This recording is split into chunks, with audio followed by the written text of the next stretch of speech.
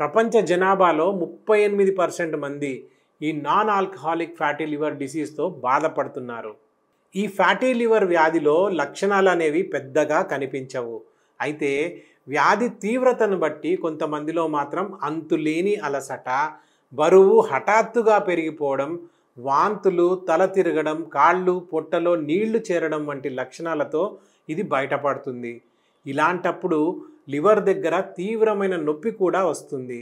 ఈ వ్యాధికి సరైన ట్రీట్మెంట్ అందక ఎంతో మందిలో సమస్య మరింత ముదిరి liver failure, liver fibrosis, liver cirrhosis, liver cancer, ఇంకా kidney damage, type 2 diabetes, cardiovascular diseases వంటి ప్రాణాంతక వ్యాధులకు కారణం కూడా అవుతుంది.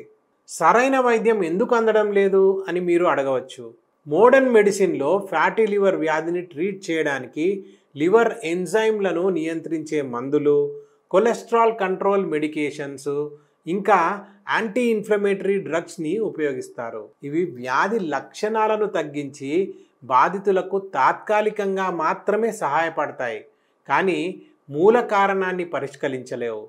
దీనికి తోడు ఇలా ఫ్యాటీ లివర్, కొలెస్ట్రాల్, ఇంకా ఇన్ఫ్లమేషన్ కోసం ఉపయోగించే మందులు కొన్ని తీవ్రమైన సైడ్ ఎఫెక్ట్స్ను కలిగించే అవకాశం కూడా ఉంది.